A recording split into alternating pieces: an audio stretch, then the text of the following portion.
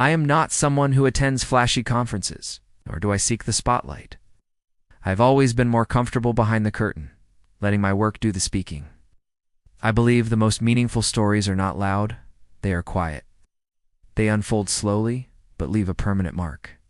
Today, I am telling mine, not to be celebrated, but to show you how a quiet mind and a relentless spirit can shape something unimaginable. This is the story of a boy who didn't have a famous last name, but had a deep, unshakable question. Can technology connect the soul of a nation? You might not recognize my face, you may not have heard my voice, but I invite you to walk with me through the invisible steps that led to something massive. Shall we begin? I was born in October 1971 in a small coastal city, Shantou, in China's Guangdong province. A place where the sea meets the sky and simplicity meets resilience. My father worked at the port. He wasn't rich, but every evening when he came home, his hands smelled of hard work and honesty. My mother, a teacher, kept our house filled with calm discipline and quiet encouragement. We lived in a modest apartment, with peeling walls and a black and white TV, but in that small space, a big idea quietly began to grow. As a child, I rarely made noise. I wasn't the kid who ran through the alleys or shouted in the playground. Instead, I sat with books. Maps, stars, machines, wires, those were my toys. I used to look up at the night sky and wonder, how do satellites talk to each other? How do signals cross oceans? While other kids dreamed of superheroes, I dreamed of building something that could connect people. Even though I didn't know how, I just knew I would. When I turned 18, I entered Shenzhen University. The city around me was changing rapidly, factories rising, towers growing. Shenzhen was China's future, and somehow I knew. So was I. I studied computer and applied engineering. But I didn't just want to learn formulas. I wanted to understand the pulse of progress. During university, I would often walk alone near the old ferry port. That's where I would think, not about grades, but about systems, networks, and the invisible threads between people and machines. In those moments, I decided, I don't want to be a worker in the system. I want to design the system. After graduation in 1993, I joined China Motion Telecom. I worked with pagers. It's those little beeping boxes people wore on their belts. My job, to develop software for them. It was repetitive, quiet, but I didn't complain. Because in that job, I learned one thing that changed everything. Information is power. But access to it, that's the revolution.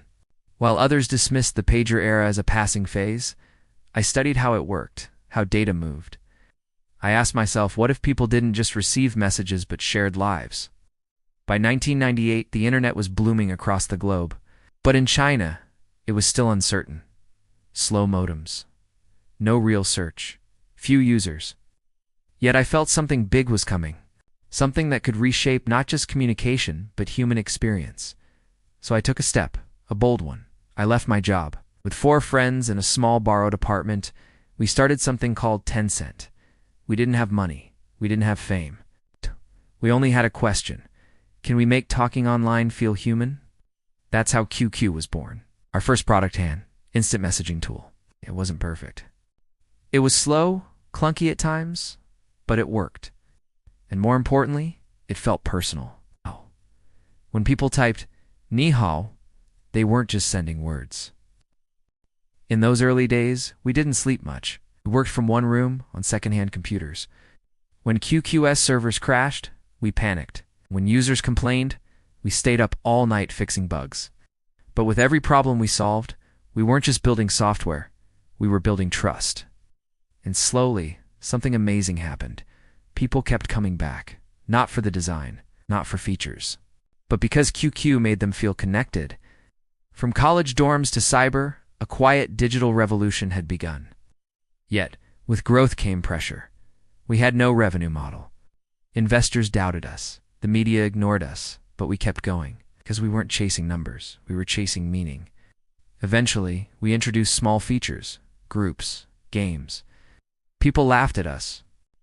Why waste time on chat stickers? They asked.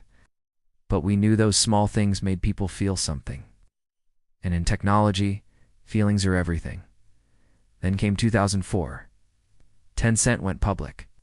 Suddenly the world noticed, but I didn't celebrate. Instead, I sat in my quiet office and whispered to myself, this is not the end. This is the real beginning. Because I realized people didn't just want to talk. They wanted to live, play, shop, and dream all in one place. So we evolved. From QQ to WeChat, WeChat was not just an app. It was an ecosystem, a digital companion. A place where you could talk to your friend, order lunch, pay for a cab, book a flight, and share a moment without leaving the app. Some said it's just China's WhatsApp, but they were wrong. WeChat was something else entirely. It was China's new operating system for life. And again, we built it in silence. No drama, no hype, just small iterations, tested thousands of times. Because that's how trust is built, one detail at a time. Today, over 1 billion people use WeChat. From rural farmers checking prices, to students paying for street food, to grandparents sending voice messages to grandkids, it has become a part of life. And yet I still walk quietly into the office. I still take notes during meetings. I still ask, how can we serve better? Because I believe the day you think you've arrived is the day you stop building. We expanded into cloud AI, gaming, fintech. Each step was thoughtful. Every new venture a new responsibility. Not to dominate, but to enable. Because for me, technology is not about control. It's about connection. I have never considered myself a tech genius, nor a visionary. I'm just a quiet engineer who listened more than he spoke, who waited more than he rushed, and who believed. Real impact is not made by noise, it is made by clarity. Today, when I open WeChat and see a mother sending red packet blessings during Lunar New Year, a doctor consulting a patient via video, or a young artist selling his first painting through mini programs, I smile because I know this is not code, this is culture. So if you ask why did you stay away from the cameras? Why didn't you chase the headlines? My answer is simple. The product is my voice, and my voice is enough. Because in the end, it's not about me, it's about what we built. Silently, patiently, purposefully. Do you know who I am? I am Ma Huateng, founder of Tencent, quiet builder who connected 1 billion hearts without ever needing to shout,